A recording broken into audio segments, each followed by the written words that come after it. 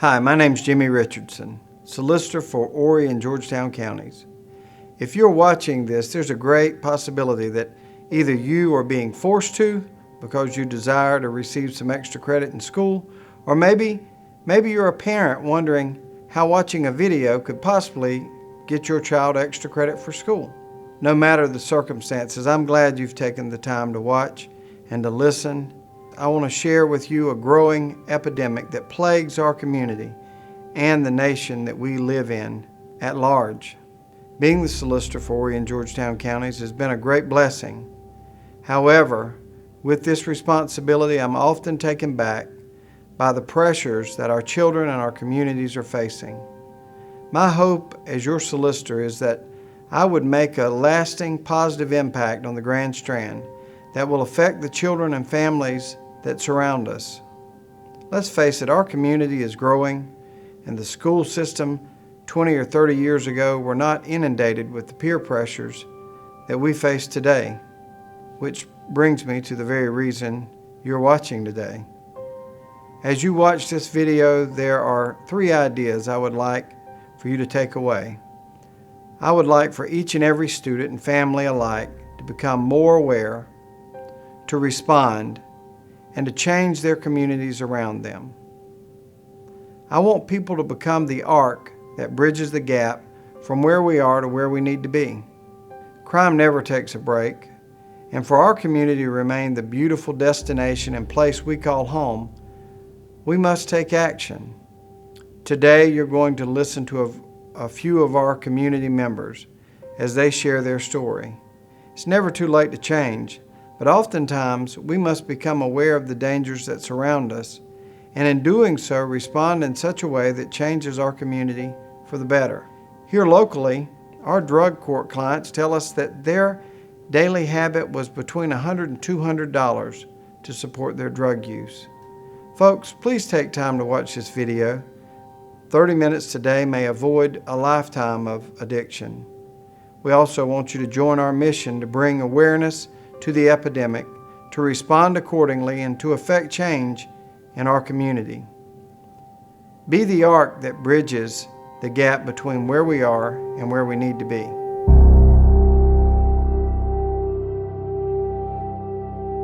My name is Sherry Johnson, and I've actually lived in Horry County since 1987.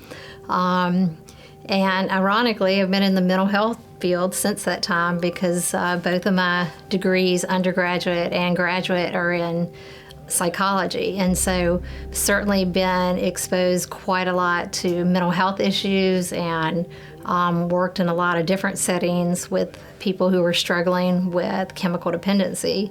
Thought that by the time that my youngest turned 15 that we were in pretty good shape with him because we had basically not had any problems with him. Around that time, he was struggling quite a bit with I didn't even know it to be anxiety, or I didn't want to consider it that, but we looked at a variety of interventions for him, but ultimately he found some interventions on his own through, from what I understand, someone at school that introduced him to anti-anxiety medications, and basically that became pretty much his drug of choice. As he got a taste of medication, certainly not prescribed to him, I think it was a pretty quick progression to taking more, certainly in the sense of where he got these from. What we've come to understand is, unfortunately, especially prescription drugs are so easily accessible. And one of the main ways that these kids get them are from their families, from grandparents a lot of times. Most people, if you were to look in your medicine cabinet, you would have some kind of pain medication. So, the stereotypes that people put with, drug addicts or, homeless, or they're people that are on the streets, or low income, that didn't apply. And then, so what people want to apply instead is, he's overly entitled, and you could use that word affluenza. And certainly all that does, I think, is allows other people to see it as, well, this won't happen to us because we're really strict parents, or we really have a handle on what's going on. But again, given how much I know professionally, that still wasn't enough to keep my kid from going down this road.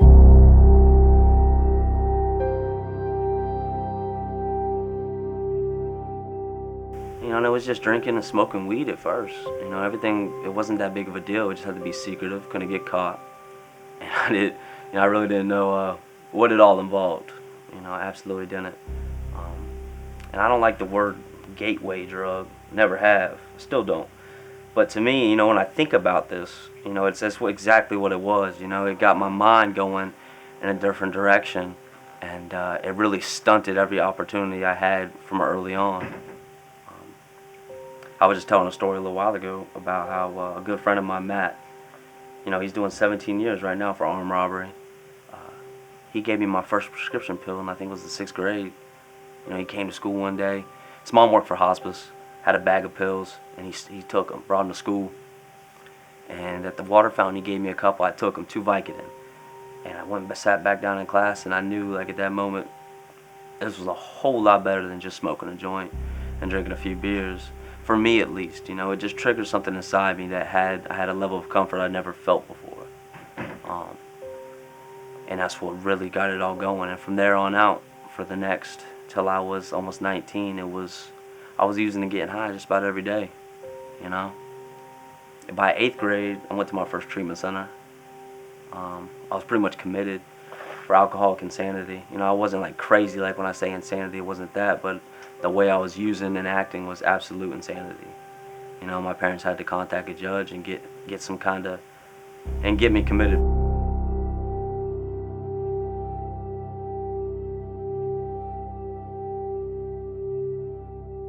At the age of 9, I started drinking. I took my first beer drink. Growing up in an unstructured home, my mother went to prison when I was little. My grandmother started raising us. During that time, I still was going to school, getting good grades, still pushing through. Was a church-going little boy. As I got older, my mother was out of jail. She was still doing drugs. I was watching her do heroin and things like that. Got to high school. I decided I took one of my mother's bags and I took a sniff of it. I just wanted to see what that good feeling was like as a young man. I was about 13, 14 at that age. My first experience with drugs and alcohol came early on watching my father drink continuously every day.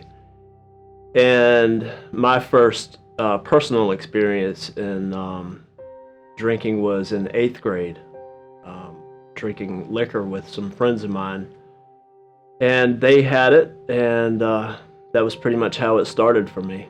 Was in 8th grade, drinking liquor that they brought with them.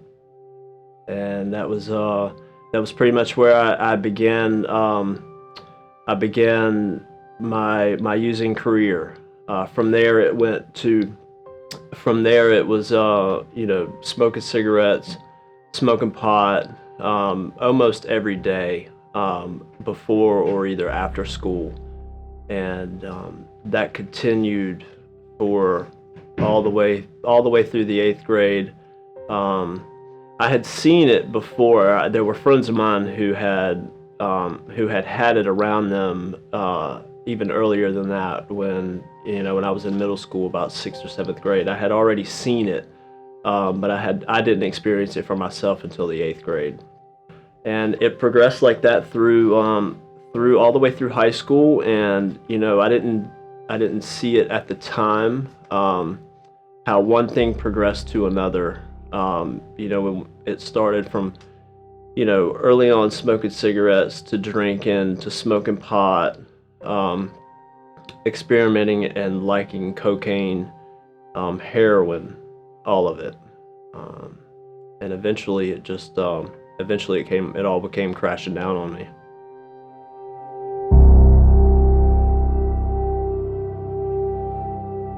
My first experience with alcohol, I was 14, and I went over to a friend's house, and we got drunk. Well, we actually went into her parents' liquor cabinet and got drunk on vanilla vodka, and ended up, we both ended up blacking out that night, and I just remember waking up in the front yard of her house. And we woke up, went inside, and laid down, and there was vomit in my hair and all over my body and all over her room when we woke up. And my first experience with drugs was when I was a waitress. I was 18, and my friend's mother gave me a Percocet because my back was hurting. And then from there, it progressed. Soon that half wasn't enough, so I took a whole one. And then soon the whole one wasn't enough, so I took 2. And then that progressed into taking 15 to 20 a day of Percocets. And once that got to be where I couldn't even, my tolerance was too high. And from there, I went on to do Roxycontin and Oxycontin. And until once the price got too high for that because it was expensive, I graduated to heroin, and that was, so it went from taking them orally to snorting them to ultimately shooting them every single day until I went to treatment. So it progressed fairly quickly for me. I was in active addiction for about 7 years, and I had been in jail several times for disturbing the peace and driving under the influence. But it was either going to leave me in prison or I was going to be dead, and I almost welcomed that idea to stop.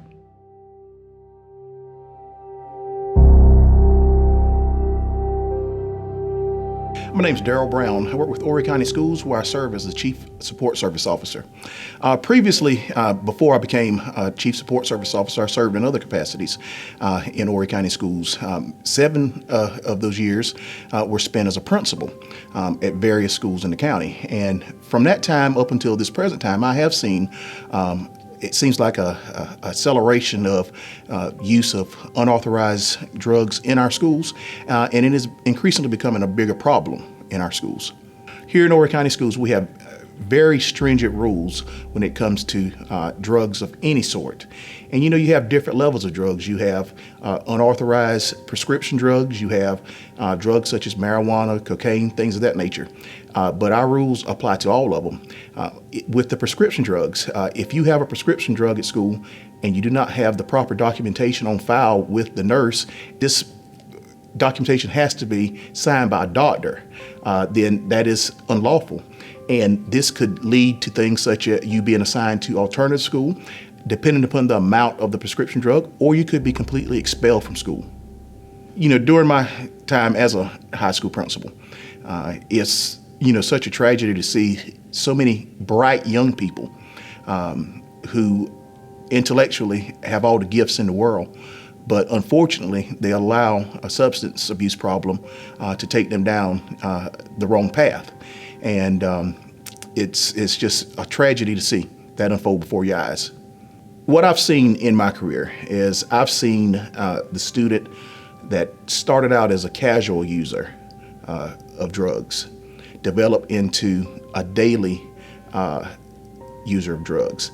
And I'm talking some of the brightest and best that our counties had to offer. Could have gone on to any college or university in this nation, but they allowed substance abuse to derail those plans. And no, they did not intend for this to happen, but once they started and that addiction took over, they could not control it, and they did not seek help, and ultimately dropped out of school, got incarcerated, and things such as that. And to parents, if you're keeping your prescription drugs around your child, please make sure that they're locked up. And if you start noticing mood changes in your child acting out of the ordinary, spending a lot of time in his or her bedroom, just, not acting like your child has been acting, please make sure that intervene, intercede, whatever you need to do. Talk to your child. Open up that line of communication before it's too late, because one child lost to drugs is one child too many. We all want to work together to help our children. And like I said, prescription drugs are a fact of our society. All drugs tend to be a big factor in our society. Parents, I implore you, if you start seeing mood changes in your child, get help as soon as possible. And Horry County Schools is here to help you. There's no reason for someone with high potential, I'm talking about potential to change the nation, to change the world for that matter, to fall prey to drugs when we have so many and so much capacity to help them change their lives. But drugs are real, and drugs will take and continue to take our society down if we don't work together. One of the quickest ways for you to notice if there's something going on with your child is through their academic work. If you start seeing a decline in your students' grades, please make sure that you act quickly, and any of the other signs that I described earlier, such as spending a lot of time in the room, being very isolated. Because like I said, if you've got a straight A student, a gifted student, a student that could one day end up in an Ivy League school, such as Harvard or Yale, and you start seeing a drastic decline in their grades, something's going on. So we need to make sure that we react to whatever's going on. And Horry County Schools is here to help you with that. So all you need to do is reach out to us, and we'll be there for you. When I was 14 years old, I stole 3 Miller ponies out of my mom and dad's refrigerator, slammed those things down, and said, wow, I can't wait to do this again. But I know when I put those 3 beers in my body at 14 years old, one thought was clear, and one thought was consistent, and one thought was set in my mind forever, and that is, I can't wait to do this again. And that's what I proceeded to do. And I chased that feeling all of my life, right on through my professional basketball career. And I went to school here in Horry County. I went to Lakewood Elementary School, then St. James Middle School, and finally over to Sockstead High School. In high school, I was approached by one of the coaches of the men's basketball team, and he said, well, you're mighty tall, so you should play basketball. And I didn't think anything of it, but it sounded like that would get me some attention, so I decided to play. And about 2 weeks into that, they wanted to practice way too much more than I was willing to do. So I said, the heck with that, and that was the end of basketball in my freshman year of high school. And I just proceeded to go on about my business. And then the next year, the same coach approached me, and he basically said, what are you doing? You have this height, you have this talent, you're really wasting it. So at that point, I decided to apply a little bit more of my efforts toward basketball. And as a result, 2 years later, I was the Player of the Year in the nation in 1986, and was recruited by about 330 colleges in the country to play basketball at a Division I level. And I'll have to tell you, when I was in high school, that was the first time that I started to get around the drinking crowd and get around the crowd that sort of liked to stay out late and that liked to party, and that was fine with me. It was really sort of that work hard, play hard mentality. And that's exactly what we would do. We would play basketball, go to school, and do a lot of drinking, especially on the weekends. And as I went through high school, I proceeded to go to the University of Maryland after I graduated. And that was the first time that I had ever saw the effects of addiction in anyone's life. When I went to my orientation at the University of Maryland in the summer of 1986, I played basketball with Lynn Bias, and Lynn Bias was a basketball player at the University of Maryland who was recruited and drafted professionally by the Boston Celtics in the draft that year. And 2 days after we played basketball together, he died from a cocaine overdose. And that was the first time that I had ever heard or seen anything like addiction basically taking someone out. I didn't understand it, and I really didn't know what it was all about. But I'll guarantee you one thing: that was never going to happen to me. And that only happens to other people. It doesn't happen to somebody like me. And that was the attitude that I took. Little did I know that 2 years later I'd be doing the same thing that he was doing, but still convinced that not going to happen to me. That only happens to other people. My name is Aubrey. I'm 18. I'm a freshman at the College of Charleston, and I've lived in Murrells Inlet my entire life in the same house. I went to St. James High, and I went to Seaside Elementary, if you're watching from there. And I really agreed to this because I think this is really important, because awareness is the key to prevention for anything, especially whenever it comes to drug use. And I've been doing pageants for a few years after my brother got into drugs, and the main reason I did was because I want to reach as many people as possible. So whenever I got this offer, I was extremely excited because I realized that I would reach a huge audience versus what I was reaching.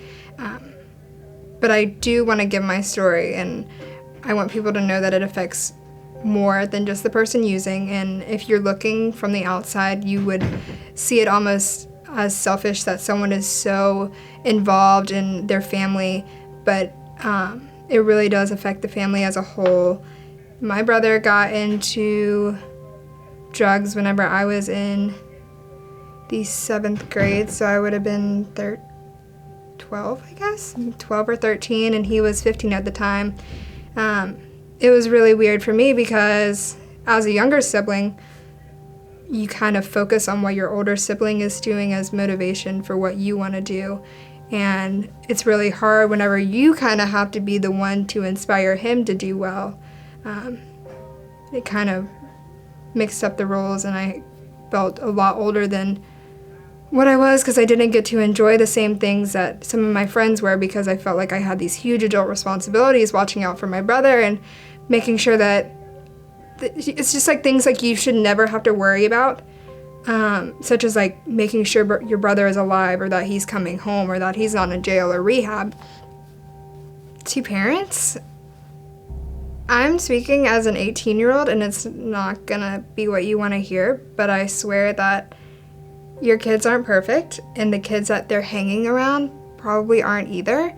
And just because they're hanging around some kids that you think may be good, you need to watch who your kids really are. And also with addiction, it doesn't discriminate. It doesn't care what race you are, how well you were brought up, what kind of family you're in. If you think that it's not going to affect you because of where you're living or how much money you have, it could. It definitely could. With my group of friends, not my brother's, but my group of friends, it's so easy for them to kind of manipulate their parents into thinking that they're not getting involved in this.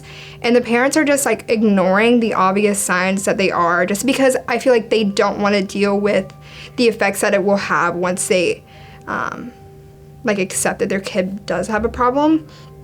And I see the kids now that the parents often ignore the signs, and they're dropping out of college. They're not even going to college. The kids are losing everything because their parents couldn't accept it at the time. And it's really frustrating to see that, and for them to judge other kids as well when their kid is just as bad.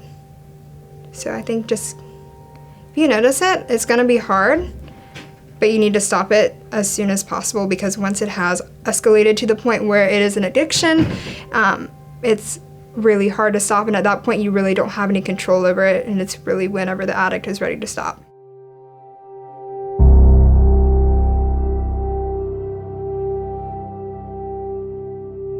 I know that this isn't the happiest occasion or the best film that you've probably ever seen, but it may very well be the most important. I thank you for starting down this journey, which I've always asked you to view, to discuss, and to act. The viewing part's over. Take a few minutes to talk with your children about the dangers of teenage drug abuse. Take a few minutes to talk with them about how prescription drugs lead to even worse drugs. And then, the most important part is to act on it. This is something that we've all got in common. I've got family members and friends that have been addicted to drugs, and I know you have too. Let's make a special effort that the next person that is affected by teenage drug abuse is not somebody currently living in your home. This is a way that we circle the wagons and say, not here.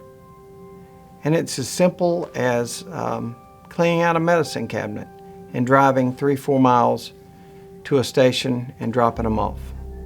How do we live with ourselves if we don't at least do that much? You've all heard of Benjamin Franklin.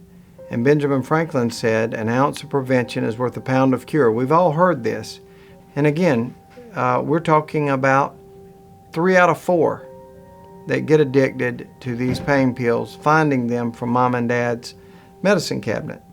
So an ounce of prevention is worth a pound of cure, and that is just as relevant today, if not more so, than it was when Benjamin Franklin said it. Thank you for watching. Now discuss and act.